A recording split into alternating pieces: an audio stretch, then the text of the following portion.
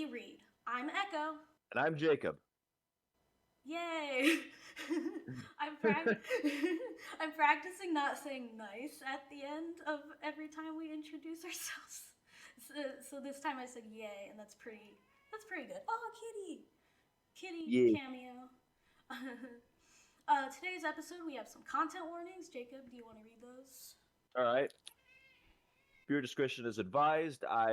This piece includes disturbing imagery, blood, and mentions of death. Nice. I said nice again. I'm sorry. It's all right. um. Also, thank you for inviting me out here today. This is a thankful opportunity Yeah. to doing stuff like this. We're gonna get some cat cameos during this because my cat jumped on my lap and she's a talker, so that's gonna be fun. That's gonna be good. Unfortunately, my kittens aren't around right now. They're probably out and about in the rest of the house. Ah. But let's shall we get to it? Yeah. Do you want to introduce yourself first, like what you do and stuff? All right. My name is, well, I said before, my name is Jacob. I am currently an ongoing student at the University of Santa Cruz in the creative writing and literature departments, and I've been doing writing for about 4 or 5ish years now. Lovely. Just practicing, trying to get my writer's voice out there. And I'd definitely like to see if we could take a look at this piece that I was working on this quarter, and I'd like to just generally see what we think about this. Yeah, that'd be great. I'm excited to hear it. Do you want to get going on that? All right. To be the one who wounds by Jacob Latoile Goga. Part 1. He comes to me in the midst of my dreams, and when I first saw him, it made me scream. For who would show themselves with a mouth filled with gore? Each night I would find him sitting at the foot of my bed. Dressed in tattered clothes and smoking a pipe of ash, he spoke of the dead. The images of their lives twisting above him, and pictures painted in blood and smoke. Telling their triumphs and follies and how they died, and how I might follow their footsteps if I did not listen. Worriedly, I would listen. He told me of secrets of the ages long past, stroking my hand in nonsensical motions as esoteric knowledge filled my ears. I listened.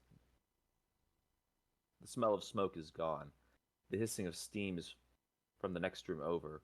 Probably your roommate boiling a cup of tea. It is time, you hear yourself saying. The ritual must be completed.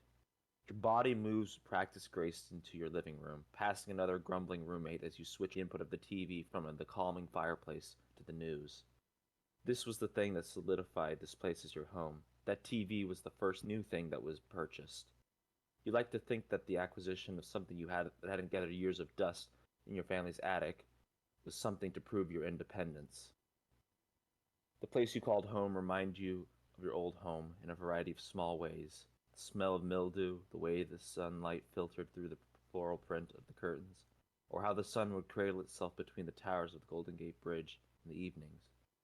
But back then you were blissfully unaware. Your ignorance gave you time to cherish the world and its wonders. That this act of self-assertion would give you the sense of independence you longed for. The images of suffering that flashed on the screen before you changed to a politician ranting before their frothing fanatics. You clench your fist. Your hand burns. Must be done. You hear your roommate shout, but it is dulled. You find your hand embedded in the broken screen. Your hand is wet with blood. It is not your own. Ooh, that's quite a piece. It's very its tone is really on point. It's got some spooky. Oh, don't put your head on the mic, kitty. I really like how it's unclear where reality starts and ends. It's very dreamlike. Yeah. Yeah, no, that was the quality I was going for with this. It's very nice. There's some more stuff that happens in the next bit, but it's very much this piece was inspired by some other work that I had been listening to, reading to over this quarter, which started to implement a combination of prose with poetry to try, while also having a juxtaposition between a first person and a second person point of view. Nice. Do you want to shout out some of those works you're talking about? Let me let me double check. I originally got the idea from this from an assignment that was focusing. We were focusing on excerpt from this book called Couplets, a love story by Maggie Milner. Uses a similar combination of poetry with prose, which is sort of a style that I was kind of which was a style I was kind of emulating here, given that it creates this sort of interesting dichotomy between the self and the self being viewed from an outside perspective. Does it have a similar tone? Yeah. Lovely. I'm curious, was there anything like a story in mind that you were seeing when you were writing this, or was it really abstract? It just came to you. How did you go about making like the almost narrative of this piece? Now, comes from a lot of my own personal like demons and or perceptions I have of the self, and also like just the personification of worries and like frustrations I have about the world Hmm. that I've just kind of adapted into this format. Originally, this does have some ties with some of the other with my earlier work. If you've listened to the earlier episodes with my work in it, it's slightly tied into that. I've been focusing on like a singular running theme through a lot of my works for this year, being about Bigfoot and such, and this one ties into that, but this is a little bit more strung out, not as directly connected. It's more of a standalone piece or vignette that I was hoping to just explore a bit more, try and get some new visuals, some new feelings. I wanted to do something a little darker, and kind of dig into that. Oh, my cat is really insistent on getting her tail right against the microphone, and I'm trying to stop it, but um, I am listening, just to be clear. No, no, I can tell. It's just no. This is just very much a experimental piece. I've wanted to try something out. I've always dabbled with darker feeling pieces. I have another older piece that I might that I might bring on to the show later. Not today, but maybe another day. God's pending. Yeah. Right now I'm no, yeah. Anything else you want to say about any other questions? Oh yeah, for sure. I'm wondering, can you like attribute any of that imagery to something specific in your own life? Like pull back the veil for something, just to give us an Mm. idea. If this was attributed to something that has happened in my life,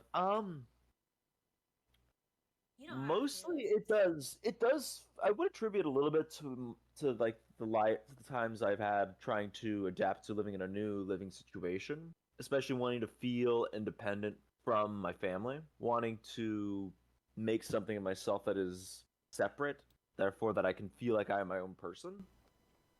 That was one of the sentiments I was felt was very strongly important to this piece. The idea of wanting to. Hmm. Tea sip. Yeah. No, yeah, I got a good cup of like decaf right now. I don't got any caffeinated tea right now. I don't really like coffee. Mm. Mm. I became a coffee person like a month ago, and now I'm like the most intense coffee person. Oh my. Every day. Oh cripey. Oh Christ. I mean, I'll drink it in like in moments of like desperation.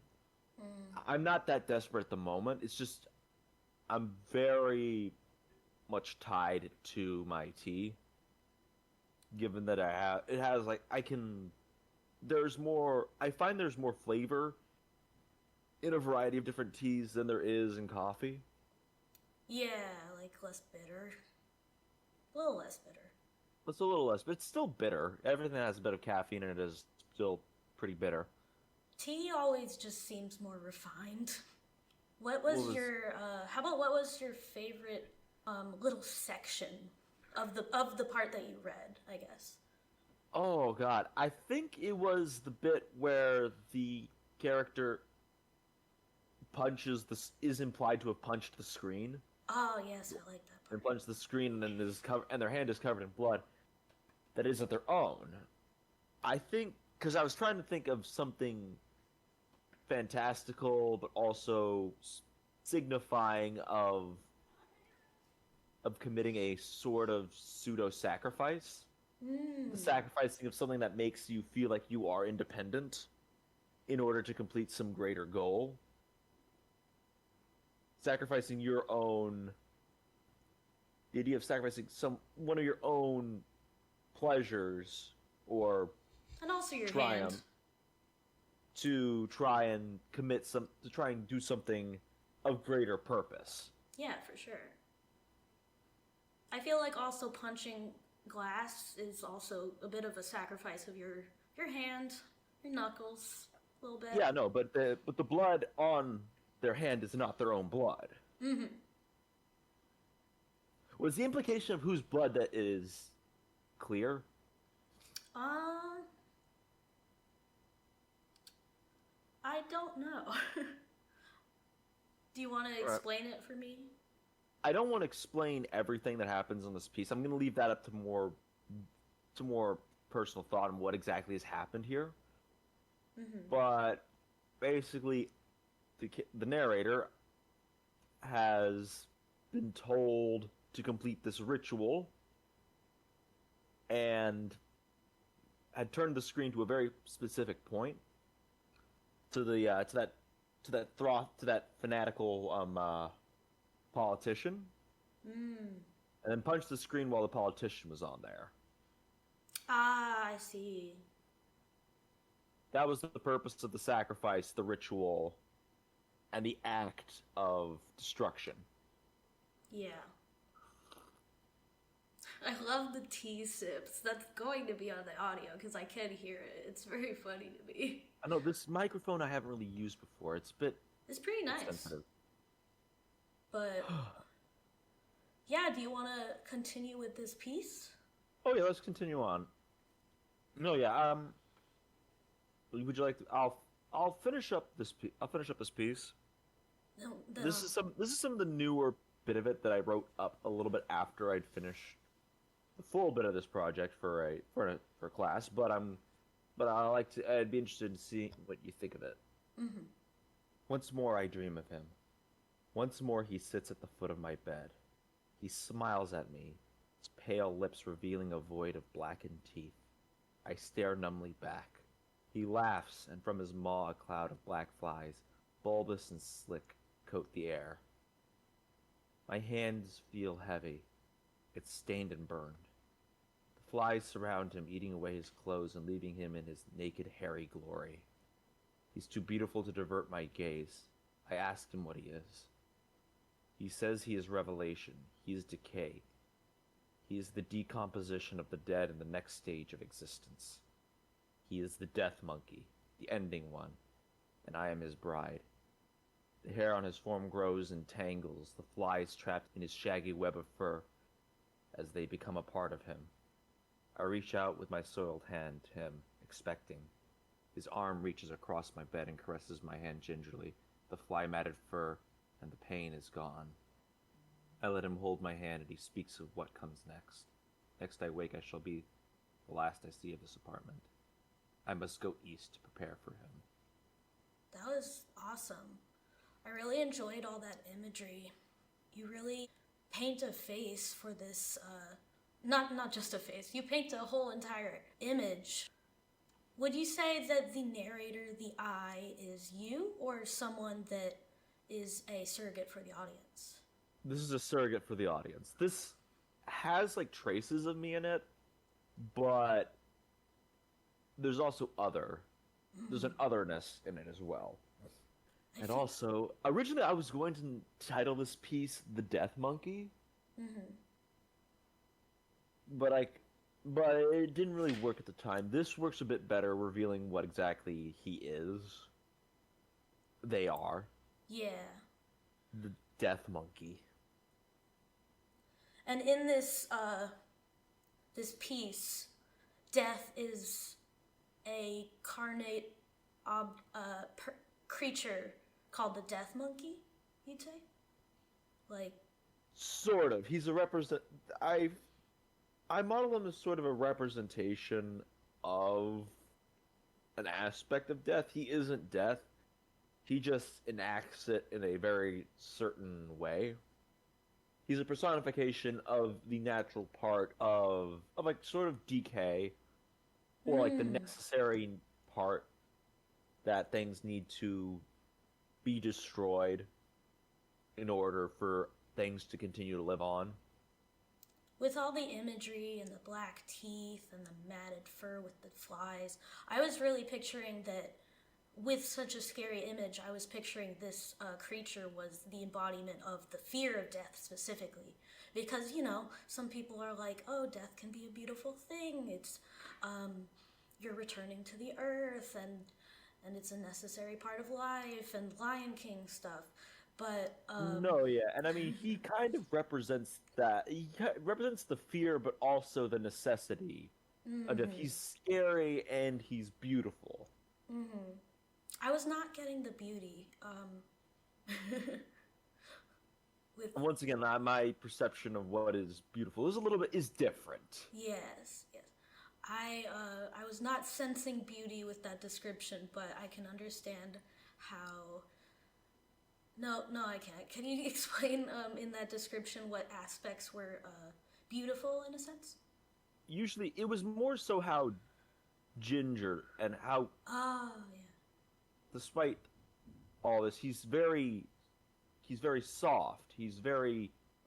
Ginger hand touching, yes. He's very he's very soft. Is what I'm. Mm-hmm. He's very soft. He never threatens. Mm-hmm. He's never handed.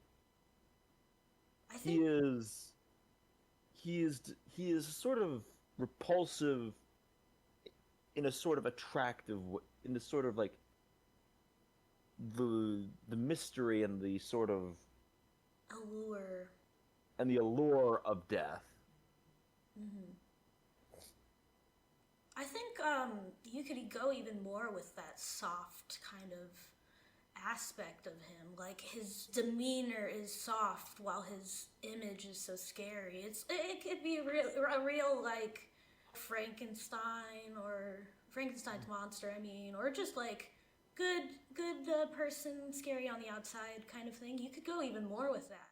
Do whatever whatever you want with your piece, but I feel like you could push that even further, and that'd be great. All right, sure. I might go a bit further with this. I kind of like it where it is right now, but I Mm-hmm. will definitely be thinking about maybe adding some more stuff to it. This is definitely going to be a character that I'm interested in exploring a bit more of. Mm-hmm. Is this like a different universe where this thing exists, or is this like a vision, or is this uh This does have some ties to some of my other works, mm-hmm. given that this one is a bit more around spirituality of death, moving on, and things that are not permanently temporal. I feel like you can't properly be a weird fucked up artist without obsessing over death in some of your work. Like No, yeah. It's the big looming thing that exists in the back of all of our minds. To mm-hmm. deny it isn't really a isn't I don't wouldn't say it isn't an option. It's just more of like you're gonna have to recognize it at least once or more as a part that is a natural thing within an existence. I feel like the thing that gets a lot of people into poetry is like existential crises. So, Oh yeah. yeah, it makes a lot of sense. Like, I have a character in my novel series that is the literal goddess of death, and she plays quite a big role, especially in the first book. And Mm. there's a lot of death shit. Not to spoil too much in a podcast episode that will come out long before my first book gets out there. But, Fair enough. but like, yeah, there's a lot of lore about the goddess of death. I definitely have more lore about her and her domain than any other of the other domains of gods that I have in that entire universe. No, yeah, and that's kind of the thing. Usually, when that's something I've also encountered with a lot of the stuff I've written for other series is that death and the moving on of things tends to kind of overshadow a lot of Mm-hmm. what I'm writing. I used to have in one of my older series, I was working on trying to understand how exactly death works Mm-hmm. within the context of some greater functions and purposes, and that kind of spiraled. It kind of pushed away the rest of my work. Yeah, interestingly, death is like, you know, a huge representative of the unknown, which is like one of man's greatest fears, I feel like. And Mm-hmm. we know nothing about what comes after death. And that's probably why, like, the entire reason we have so much lore already created about what happens after, because we don't know, and it's scary, so we obsess over it, and we've created heaven and hell, and all these religions, all these reincarnation, all of these things that come after, and that's probably why death is, like, the most explored kind of religious aspect and believed in thing because we don't know. Whereas like love, we basically understand we understand it as a physical thing through chemical reaction, and we understand it as things we Mm. feel and stuff. But like that's not really explored, and that's something I want to change in my books series. Like I have like a whole spiritual realm and all this stuff figured out for death and stuff. But other gods, I want to like expand their domain too. Mm-hmm. Like And God, understand all that, yeah. yeah, goddess of love is the second is the goddess that is referenced most in the second book of the series, which I am currently in the middle of, and Mm-hmm. and there are others, and I just feel like it's interesting to me that death is the one thing that we don't know about, and yet is so obsessively like created in our minds, like it is simultaneously the least understood thing and the most understood thing in like a religious aspect. Yeah. I say this as someone who knows very little about religion. No, fair enough. And a lot of like touching on the concepts of death and such is very a overshadowing thing, but it can also be kind of an interesting thing. And it's just learning how to balance those out. Mm-hmm. That's what I feel, at least. Later on, we gotta start talking about our god lore because I want some I want to bounce some ideas off you, but that'll be later after this. Sure, sure. I mean, depending on how I'm feeling, but yeah. Mm-hmm. Anything else?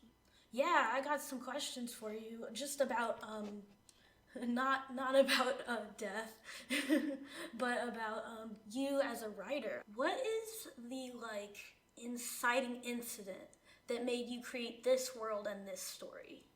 This has been a long running bit. I feel that started over this last summer. I just kind of got stuck with the idea of wanting to explore the conceptuality and spirituality related into different types of Bigfoots and how the Bigfoot could represent a sort of spiritual balance between humanity and the greater universe. Mm. And I wanted to try and focus on something related to death this time around, so I kind of envisioned some new stuff in relations to all the things that I had been feeling and reading this last quarter, and I wanted to try and do some new work in regards to this new conceptual universe I'd been creating. Super interesting because, you know, Bigfoot is like one of those cryptids that I don't often think of as having like a deep spiritual lore, like similar to like I guess Nessie and stuff. Like like I feel like they're newer, whereas like werewolves and Vampires, vampires and all those guys, they've been ghosts. around for a while, and they have like kind of lore around them. And I feel like Bigfoot is like one of those things that's underexplored. A lot of people just think of him as like, oh, he's just like a big ape man that wanders in the woods and no one sees him. But like, yeah, I feel like that's unexplored territory, and I am excited for you to go ham in that area. Oh yeah, thank you. And I mean, Bigfoot, like Bigfoot legends and Bigfoot like creatures, the wild man has been around for hundreds of years, has been around for hundreds, thousands of years in our different histories and such. And it's something, and it's such a very interesting part of human history and human development that I find isn't really talked about a lot. We've seen like aspects of human-like giants through a lot of our through a lot of like our myths and our legends. So I want to kind of tie that together in a sort of very loosely tied together pseudo mythology, and to create a sort of series are based around that. Mm-hmm. I am planning on going ham on discussing and dissecting this sort of world. Are there any like myths in which Bigfoot originated? Like here's an example of like a mythical monster. I'm gonna butcher this name, the Manananggal, which is like this badass monster that like it's like a woman that grows wings and separates her torso from her legs and just flies around and like eats people. I think. Oh, Just that's just like oh, that's mythos. cool. It's cool, right? I love hearing about that one. It's not super common as far as I know. But like, are there any like myths in which you took inspiration or that seem to lead to this idea of Bigfoot? Like, Um, namely, for one of them, ones that I was thinking about was definitely any instances of like creatures that are kind of that have human-like representations or like ape that bridge the gap between ape and man mm-hmm. kind of are what tickle my brain when it came to like creating all this. So one of the big ones for me was Sun Wukong Mm. and the Monkey King, but also the connection between the Monkey King and the Chinese version of the Bigfoot called the Yaren, a species that lives a group that has shape-shifting powers, but they look predominantly like a Bigfoot. They have the ability to shapeshift and to grow wings from their fur and fly or glide. And I So kind of I kind of pulled that together with sort of like how the ideas of the Monkey King, who's also a prolific shapeshifter that's right. and trickster, and I kind of loosely tied the two together so far. I'm looking into doing more research on this. Mm-hmm. Best part about fantasy stuff is that you can research the hell out of it, and I get so excited when I hear about mythos and all these interesting cryptids and legends. I'm kind of a monster nerd, but Oh yeah, definitely. yeah, if you ever want to like send me some of the research you find out, I would be super interested. I think your first story that was featured on episode 1, I believe, is that take place in America? Yes. Yes. And I'm wondering, like, are you exploring other places around the globe, and are you considering the mythology of that region when you consider the creatures inhabiting that part of the globe? Yes. Right now, I've been mostly focusing on the United States because that's the area I am the most familiar with. Mm-hmm. Area I'm most familiar with. Other areas I'm thinking of going into are going to be places like Australia, some parts of Europe, other northern southern regions of Central America and Canada. Central America and Canada, maybe some stuff in Africa, depending on what I can figure out, how to tie things in there. I do have like a consistent mythology, central mythology going on in my head about how all the different supernatural creatures work into the world. It's just understanding exactly what and how each of these creatures interacts with each other, with one another. I'm gonna butcher this name as well, but Bunyip, Bun Bunyip. Bunyip. Yeah, yeah, the bunyip. Is that what you're considering for Australia? Australia, there is another version of the Bigfoot that has been rumored to live in Australia, known as the Yowie. Oh, I think maybe Yowie was what I was thinking of actually. Yowie and the Bunyip do. I do have things. I've got things planned for a story set in Australia, but it's still coming together. I'm so excited to hear all this research you're planning and doing because I also am in a similar vein where I have shapeshifter creatures and so I like to hear about the shapeshifter creature myths all around the world and if you do find out more stuff, definitely send them to me.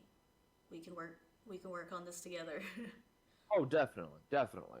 Yes, I love that. But your Bigfoot creatures don't necessarily shapeshift, do they? A little bit, they can like shift down into a more human-looking form. There's still very clear signs that they are a Bigfoot, but more so they are very just detached from society, from like human society. They live in their own sorts of communities, but they do interact and they do sneak into human society now and again. Oh my gosh, I'm just like stimming over here, like, oh, they're so similar to mine. And we can share research and stuff. I love Oh no, yeah. researching. Yeah, like, so excited. What is your experience with writer's block? Oh God. Yeah, yeah, I know. Everyone No, asks. no, yeah. There's never a No. good answer. Oh Christ. I've had really really bad writer's block where it's just like some day like some like spans of weeks to months I just can't write anything, mainly because I feel like the story isn't going in a way I want it to, or the feedback I've gotten so far is leaning to the point where I'm like, maybe this isn't a worthwhile endeavor. I still keep a lot of my old projects and such on a sort of cycle. So Slow burn. if this current project of mine doesn't work out or starts to grow strenuous to a point where I'm no longer comfortable continuing, I might cycle back to one of my older works to then try that. It's always a good idea to have multiple different projects that you can come back to try and re-engage yourself with something creatively. Also, finding something to inspire you or to act as your muse is an important part of trying to get over that from my own personal experience. May I ask what your muse is? What are my muses? Usually it's either a concept that I'm very taken on and I will latch on to that concept and I'm like, okay, I want to see how far I can take this without experiencing burnout.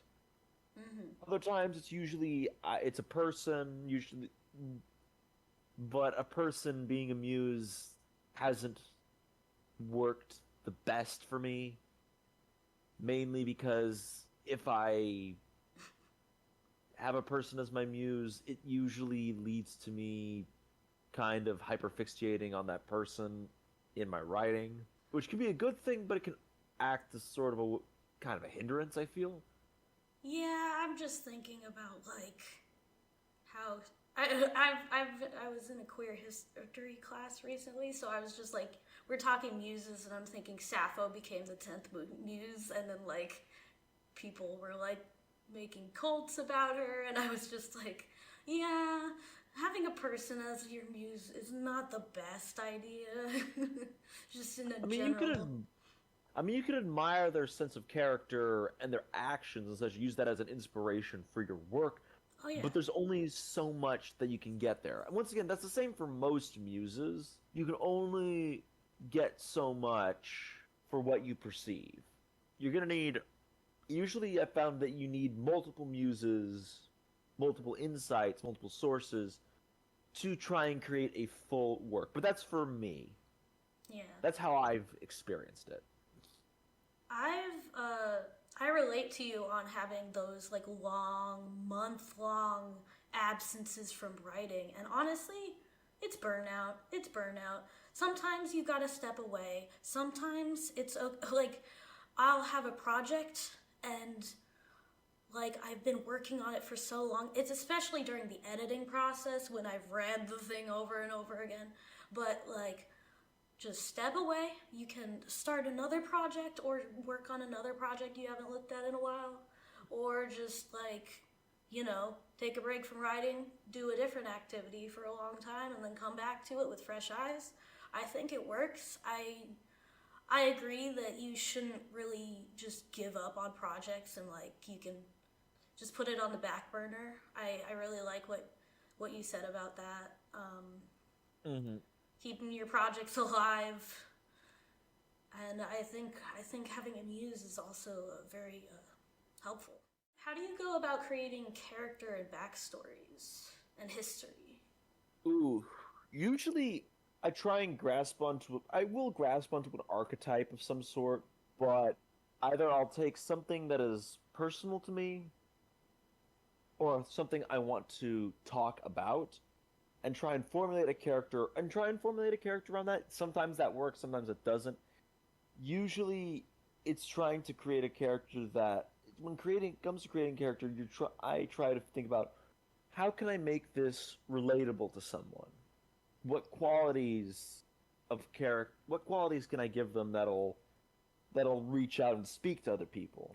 Usually for me, I've worked with a lot of characters that I understand through my own views, through some of my own views, but also through some of the understandings I've gained over the years on different subjects. One of my prominent characters in an older piece of mine that's probably not going to see the light of day for a while is dealing with perceptions of self worth. I want to write characters that are a character that deals with trying to evaluate their worth. I was very passionate about, but it also kept going in a kind of like a site in like a loop where I was like, I don't know how I can drag out his story to do multiple novels. It's a little bit harder for me to try and switch up a character's motivation from one thing to the next because I kind of feel like that's where the character kind of ends, but I also know that that isn't the case.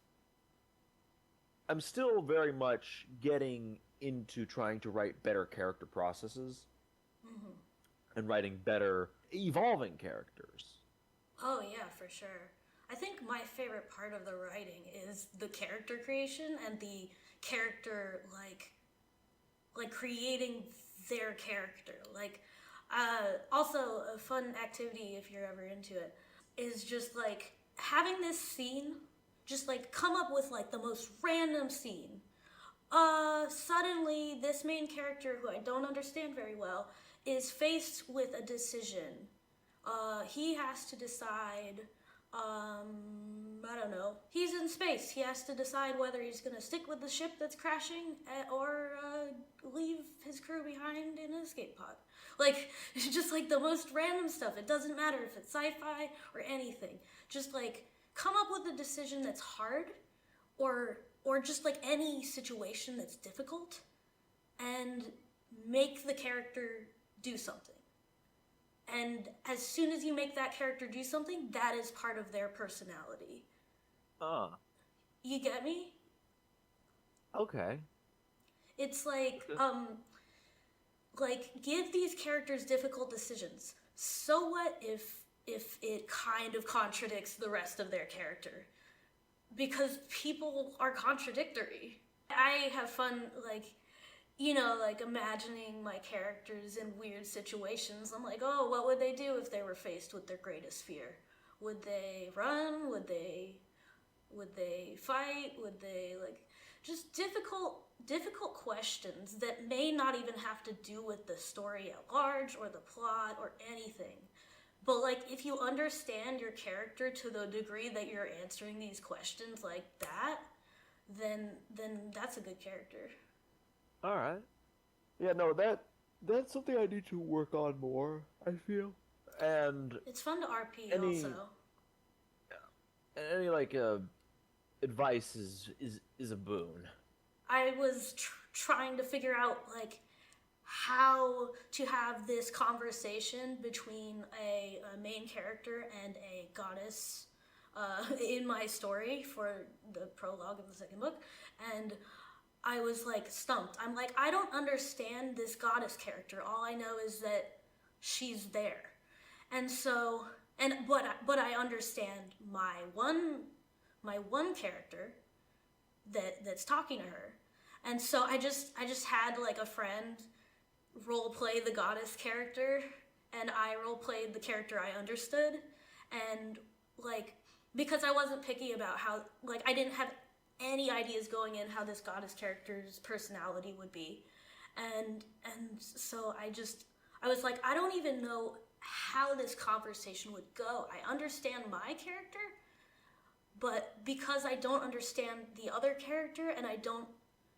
know how the relationship between the two, there's no way for me to do this without some outside help. So I actually did that, and it was really helpful. We ended up talking, in the role play. We ended up like having a weird, deep existential crises type emotional conversation. Uh, and like afterward, we were like, "Whoa, that was kind of deep, bro." It was really funny. But that's of course if you're like not picky about character, like a specific like side character, Fair which enough. which like I'm really bad at.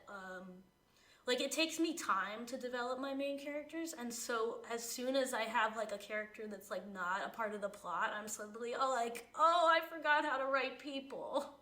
Ooh. Yeah, I'm like, I don't know what humans do. All of my characters are shapeshifter people, and I feel comfortable writing them, Rather but than normal people. yeah, I suddenly forget how humans work and like what they say. But No, yeah. in reality, it's more that I understand those main characters who happen to be shapeshifters. It's not really that I don't know how to write people. It's that I don't know how to write people who are new and I don't understand all the way. Yeah. No, fair enough. It's so fun to have friends help you with that kind of thing. I love doing that. Yeah, I need to do that more often, I feel. Yeah, I need to too. We should team up. Yeah. How about your history and your backstory creation?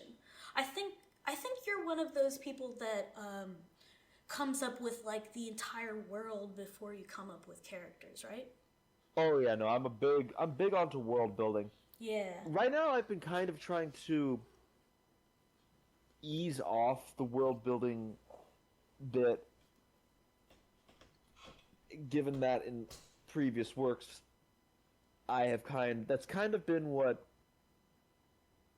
slowed down my whole process. Yes, it's the most creative bit of your work, but it can also be very draining and a little bit distracting. I do like my world building. I like to get over like figure out what are my concepts that I want to showcase in my story. How did those concepts come into be? Yeah, I'm actually the opposite of you, where I struggle with world building a little bit more because I'm so character focused. And I'm just like, do you have strategies for me and a potential audience that might also struggle with world building? Usually it's a good idea to, if you're gonna talk about your world building, write it into your story. Mm-hmm. Write a bit that talks about, or at least showcases how that world building is in effect. Like, if you're gonna do like for one, if you're gonna do like a narrative that talks about a culture of elves, show that culture in action. Mm-hmm. Have characters living within that culture showcasing what differentiates their culture from from a standard human culture.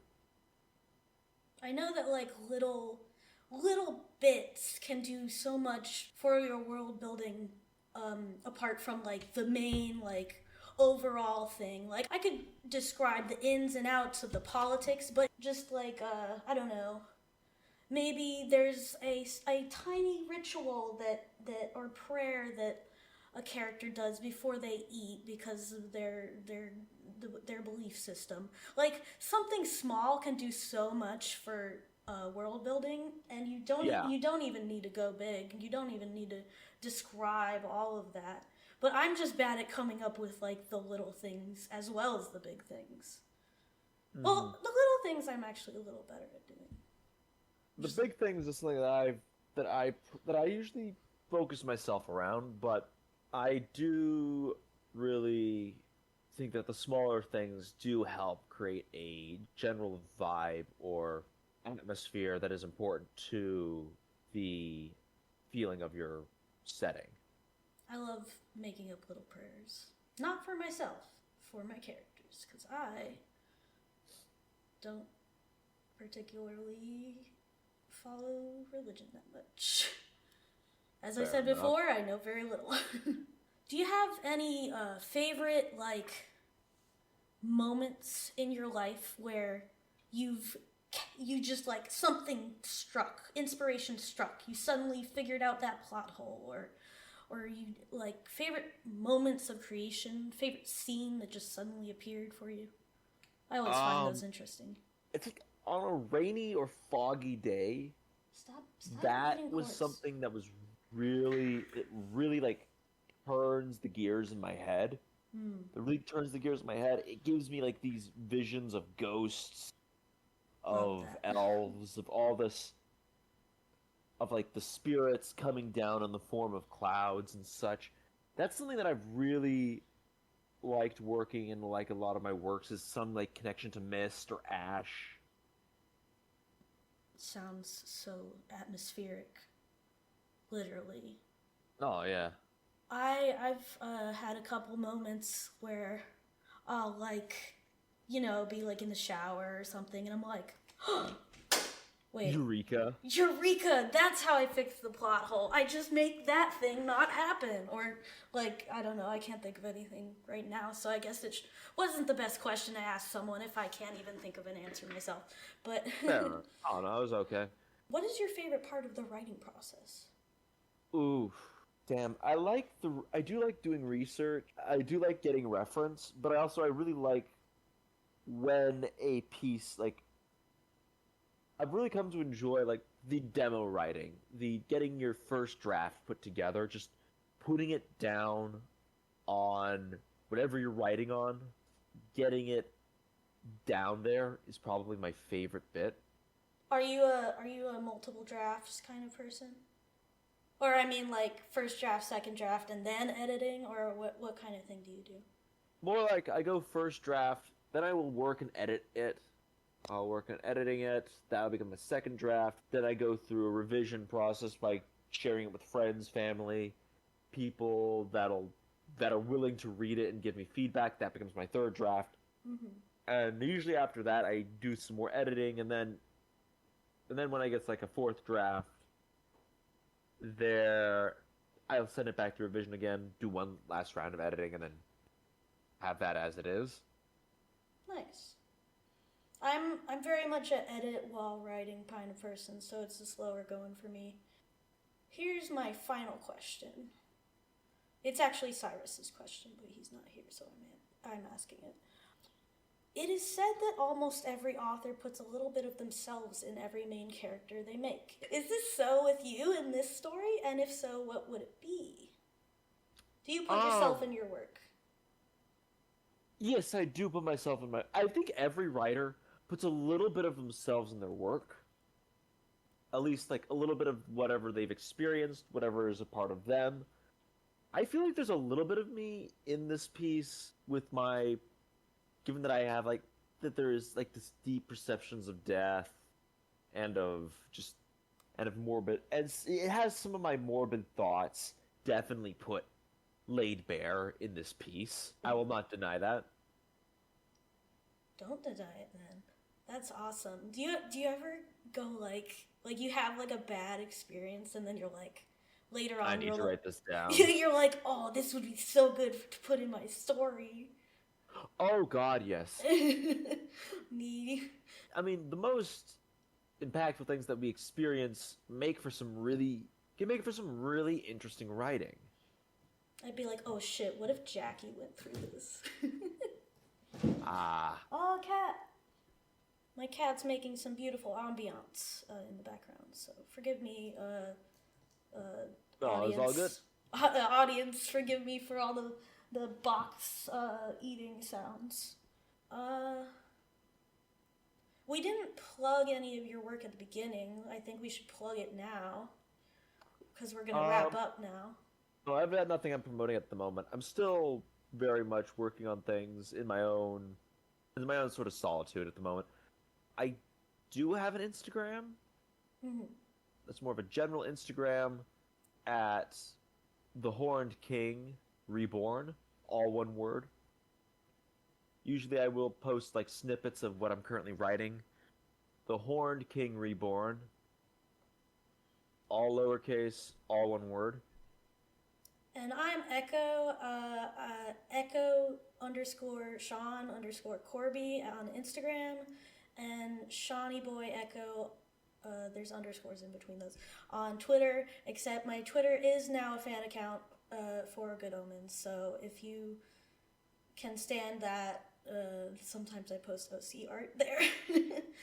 Thank you for coming on, Jacob, and I will see you in the future. I imagine.